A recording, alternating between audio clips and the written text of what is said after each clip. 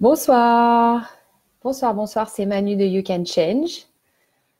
J'espère que vous allez bien, que vous passez une belle journée, un bon lundi. Je vais attendre un petit peu que quelques-unes d'entre vous se connectent. Parce que ce soir, j'ai vraiment besoin envie, en tout cas, de partager un sujet qui me tient à cœur. Et du coup, je vais attendre un petit peu que vous vous connectiez, que vous soyez présente pour que je puisse partager tout ce que j'ai à vous partager ce soir. Et j'espère que ça va vous inspirer, j'espère que ça va vous faire réfléchir, peut-être.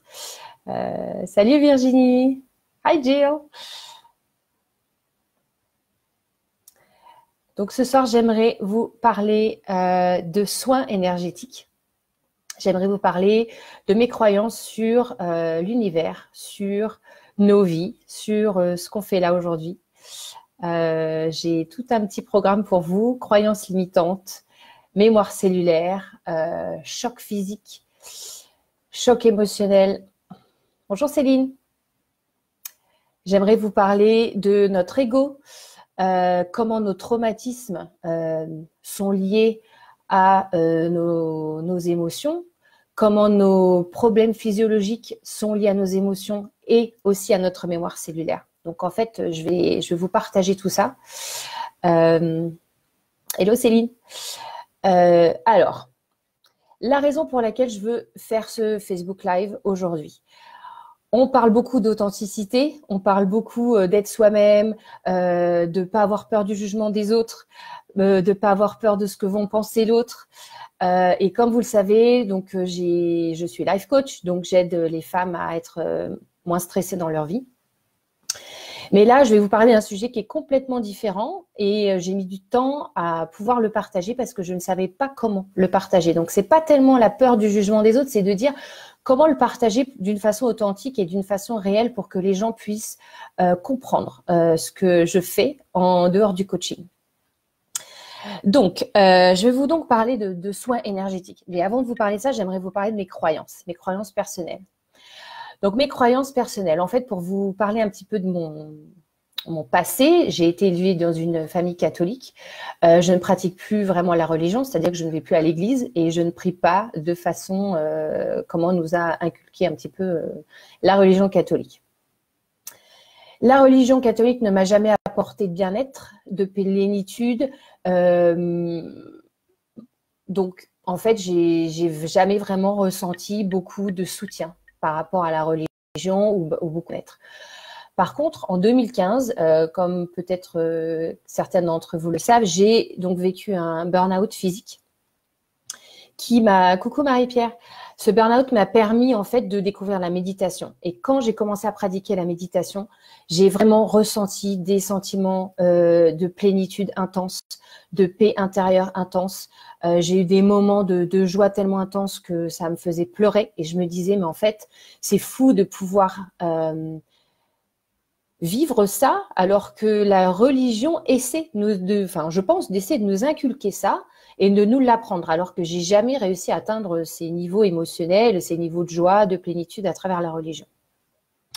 Donc cette méditation, en tout cas cette technique, m'a permis justement de me recentrer sur moi et de vraiment pouvoir vivre ces émotions qui étaient vraiment intenses et très très positives.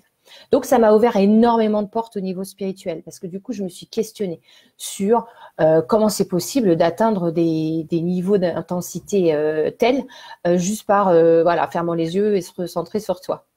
Ensuite, il y a plusieurs expériences et beaucoup de choses que j'ai lues, des choses que j'ai comprises, des choses que j'ai apprises qui m'ont fait changer mes croyances.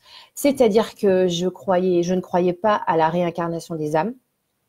Aujourd'hui, j'y crois. Je pense sincèrement que notre corps est notre petite maison pour notre âme, mais que notre âme choisit notre corps quand elle s'incarne, c'est-à-dire quand on est, mais ça veut dire aussi qu'on a plusieurs vies. Donc, on a plusieurs vies passées et qu'on n'est pas notre dernière vie.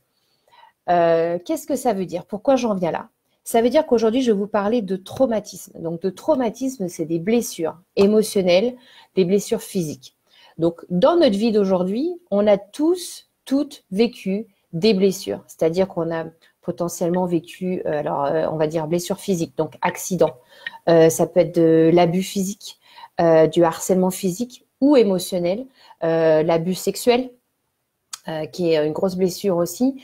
Après, tous les chocs émotionnels. Donc, ça veut dire quand on a créé des croyances limitantes, c'est parce qu'on nous a déçus, on nous a rejetés, on nous a abandonnés, on nous a fait expérimenter la colère.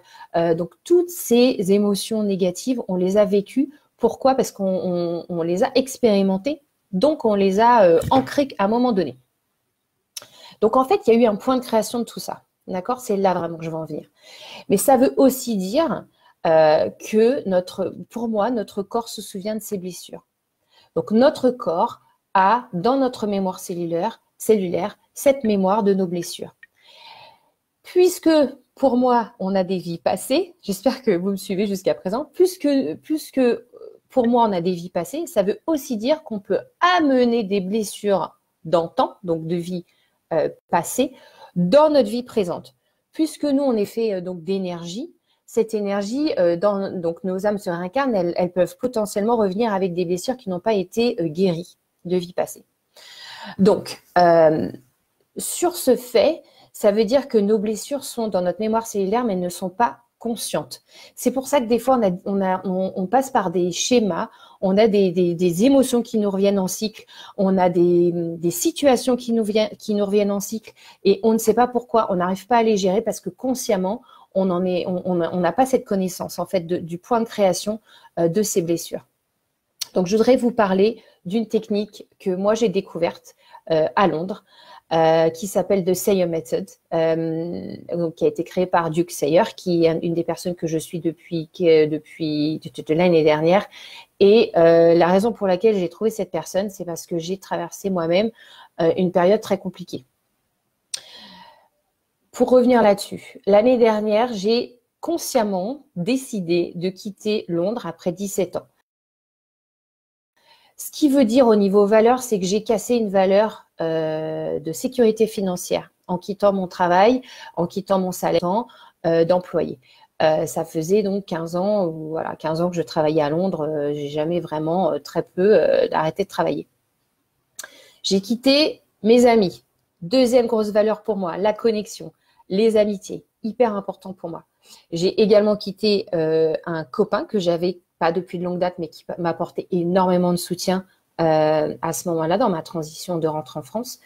Et j'ai quitté en fait une vie qui était très, on va dire, qui était exactement la vie dont je rêvais, dans le sens où c'était sécure, je pouvais voyager, qui est une grosse valeur pour moi. Je pouvais être libre. En fait, j'ai toujours une grosse valeur de liberté. Mais consciemment, j'ai dit, OK, sur le long terme, ça va pas le faire. Pourquoi? Parce que le climat, c'est important pour moi. Je me rends compte que c'est pas dans un climat comme ça, avec la pluie, le vent, où je m'épanouis. Donc, il faut que je change de climat. Donc, consciemment, j'ai décidé de faire un changement de vie. Mais un gros changement.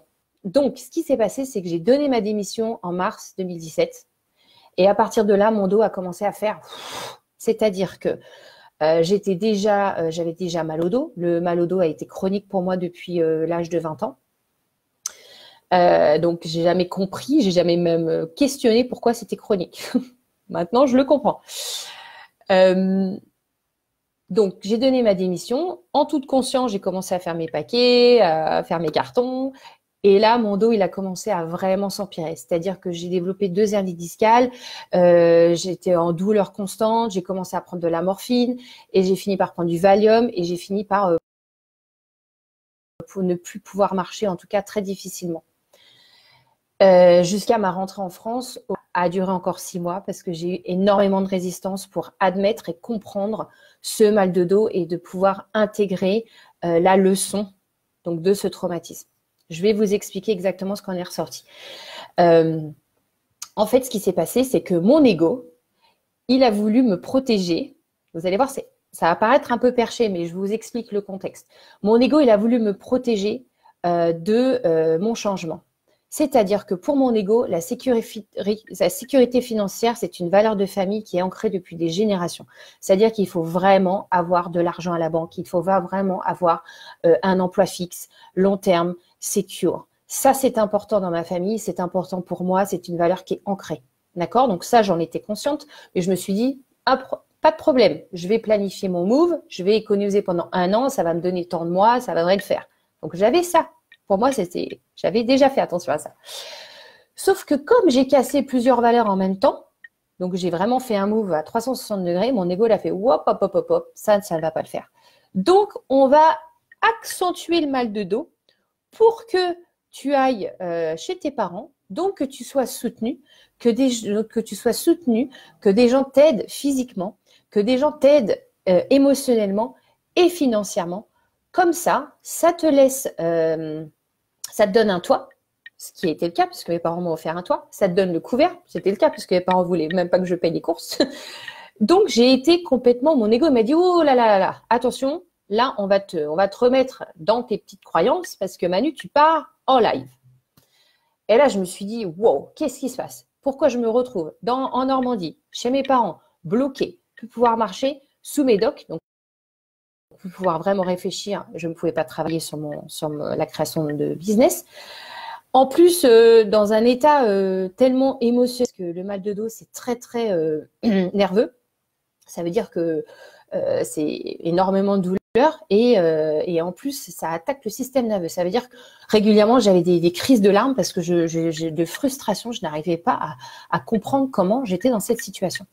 Donc, ce qui m'emmène aux soins énergétiques. Donc, j'ai commencé à découvrir cette technique l'année dernière et ça m'a fait comprendre qu'en fait, mon ego, donc ce mal de dos, c'était une protection de mon ego qui voulait que je sois sécure financièrement, que je sois soutenue physiquement, que j'ai donc et j'ai pas besoin du coup de me mettre à mon compte et de prendre tous ces risques parce que ça va me remettre dans une situation de risque en montant mon business. Donc le temps que je serai malade entre guillemets, en tout cas pas en forme, c'est le temps où je suis sécure.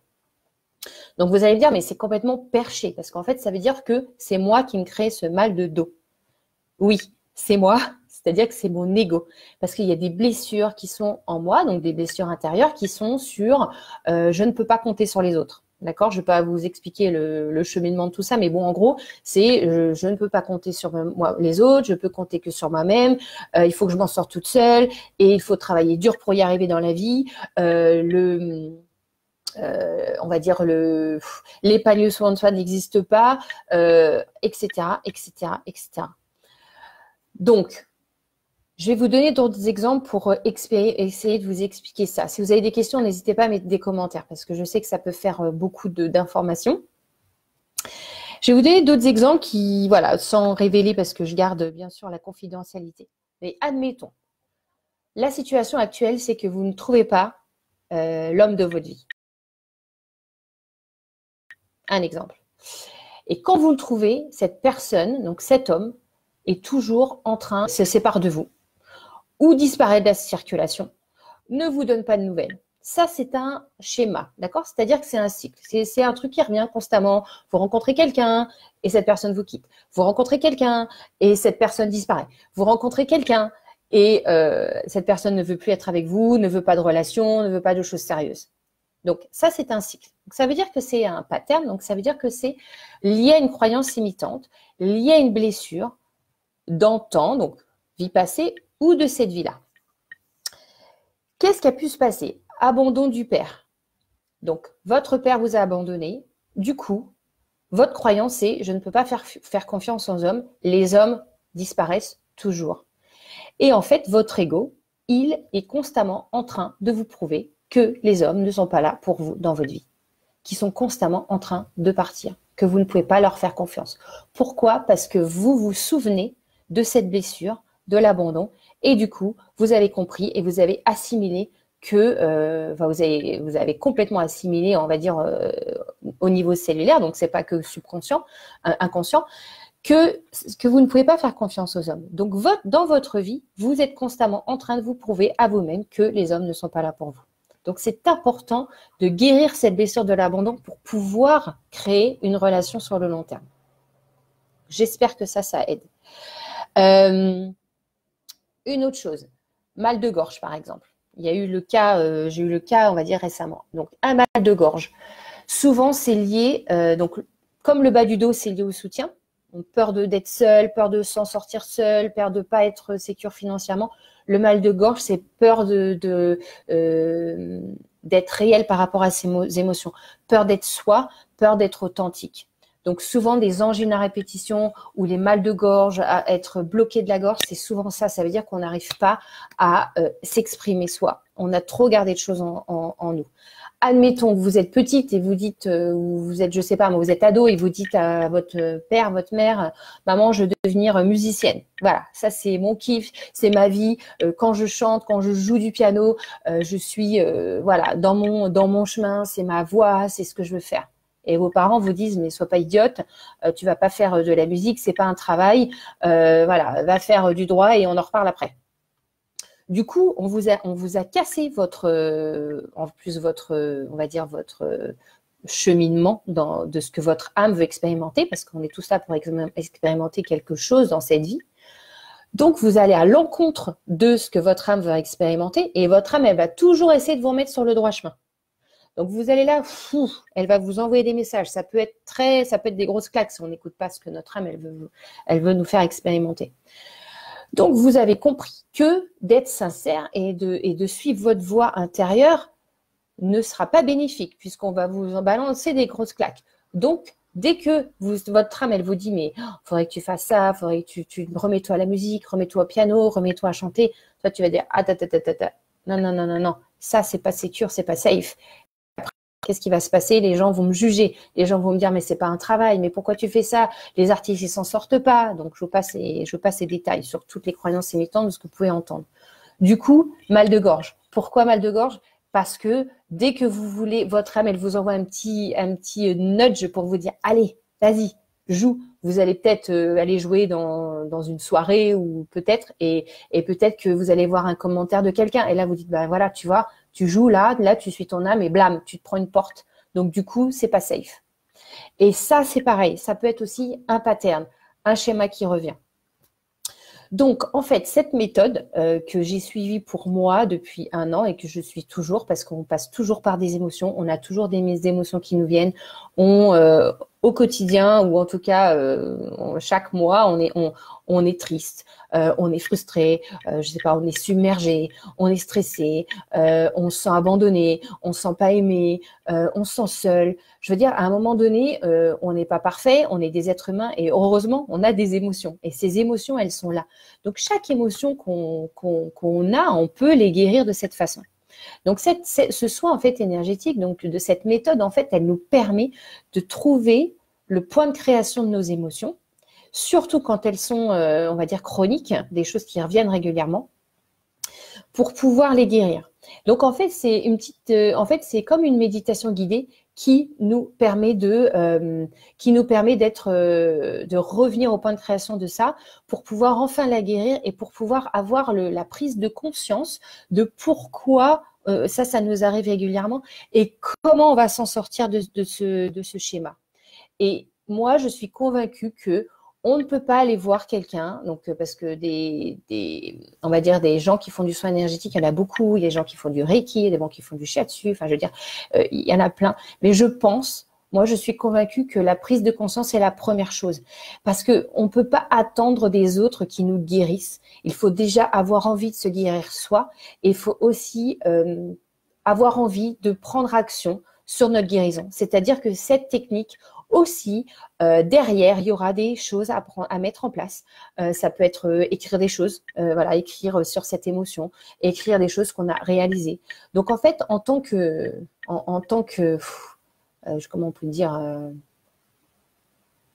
aide en fait, voilà, de soutien, parce que moi, c'est quelque chose que je pratique maintenant pour les autres, que j'offre aussi dans mes services.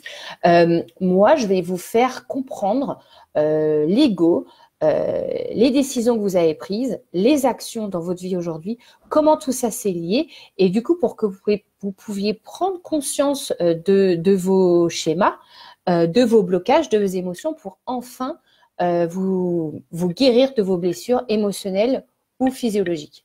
Voilà, c'est surtout ça en fait. Cette technique, c'est comme ça. Et ça marche par une technique de méditation, de visualisation. Donc, on n'est pas du tout dans du coaching, on n'est pas du tout dans voilà, des questions ouvertes. Voilà, on est vraiment dans un état où vous êtes relaxé, vous fermez les yeux et moi, je vous pose des questions et vous répondez tout ce qui vous vient. Parce qu'on part du principe que comme c'est votre corps qui se souvient, ça veut dire qu'il faut faut lâcher prise sur votre conscient et vraiment aller dans votre intuition. Donc ça, c'est un peu mon travail, c'est de pouvoir vous mettre dans un état, on va dire, relax, calme, un petit peu méditatif, pour que vous puissiez avoir des visions qui vous viennent, des choses qui vous viennent. Et comme il n'y a pas de bonne ou de mauvaise réponse, du coup, voilà, peu importe ce qui vient, c'est à moi de pouvoir d'être en mesure de vous aider et de comprendre les patterns, l'ego, comment tout ça s'est lié. Et de pouvoir vous apporter la prise de conscience et de pouvoir avancer là-dessus. Voilà, c'est un petit peu tout ça que je voulais vous partager avec vous. Donc, c'est aujourd'hui, voilà, la raison pour laquelle je fais ce Facebook Live, c'est parce que je voulais vraiment être authentique. Authentique sur, voilà, on sait que je fais du coaching, blablabla, je fais du PNL, très bien. Mais je voulais aussi vous parler de la deuxième facette que j'ai pas vraiment mis en avant. Donc, ça va résonner pour certains, ça va pas résonner pour d'autres. De toute façon, c'est bon pour moi. Vous accueillez ça comme vous voulez. Ça ne change rien à mes croyances. Bien sûr, les questions, les choses que vous voulez poser, je les accueille avec plaisir parce que c'est aussi moi. Je suis dans mon chemin aussi. Donc moi, j'apprends des choses tous les jours. Et voilà, peut-être que l'année prochaine, je vous partagerai autre chose qui me parle. En tout cas, aujourd'hui, c'est ça qui me parle. C'est ça qui m'a fait avancer. C'est aussi ça qui m'a fait guérir de mon dos. Parce que ce qu'il faut que vous sachiez aujourd'hui, c'est que j'ai couru pour la deuxième fois. Ça faisait des années que j'avais pas couru. Et voilà. Et en janvier, je marchais encore avec des béquilles. Donc, c'est tout ce soin énergétique et tout ce côté trust ou foi en l'univers, foi au soutien aux différentes personnes qui m'entourent, que je sais qu'aujourd'hui le mal de dos est lié vraiment à la peur de voilà de pas être soutenue dans mon parcours. Donc ça, c'est géré pour moi, mais c'est un travail quotidien. Je travaille encore la foi, je travaille à plein de choses, sur plein de choses, parce que je sais que c'est pas gagné. On n'a jamais fini de travailler. Donc, je vous invite voilà, aussi à vous interroger sur vos propres blessures, à vous interroger sur vos propres schémas et voir ce qui revient régulièrement et d'essayer de comprendre. En tout cas, si vous ne le comprenez pas, n'hésitez pas à me contacter. Moi, je suis là pour aussi vous éclairer là-dessus, pour vous en débarrasser, parce que c'est important de se libérer de tout ça pour pouvoir avancer et pour pouvoir grandir, et surtout ne pas avoir mal et d'être en douleur, parce que on est là pour une petite période, une petite durée sur cette terre qui voilà, le temps avance, et du coup, autant profiter et être au top. Voilà, au top de sa forme émotionnelle et physiologique. En tout cas, c'est le message que je voulais vous faire passer. Je vous remercie beaucoup. Si vous avez des questions, je vais regarder un petit peu. Bonjour Eliette. Ah ben, je viens de voir que il y a pas mal de commentaires. Super. Catherine, je ne sais pas si tu as tout raté, mais tu vas pouvoir rattraper. En tout cas, je vous embrasse tous bien fort. N'hésitez pas à poser vos questions sur le live ci-dessous. Il y a de la place pour des commentaires. Et n'hésitez pas aussi à partager ou à taguer les gens sur cette vidéo si vous pensez que ça peut aider. Je peux également vous l'envoyer en fichier, puisque je sais que sur ce groupe, c'est un groupe privé, donc vous pouvez peut-être pas partager ça. Voilà, je vous embrasse fort et je vous souhaite une très très bonne soirée et je vous dis à très bientôt.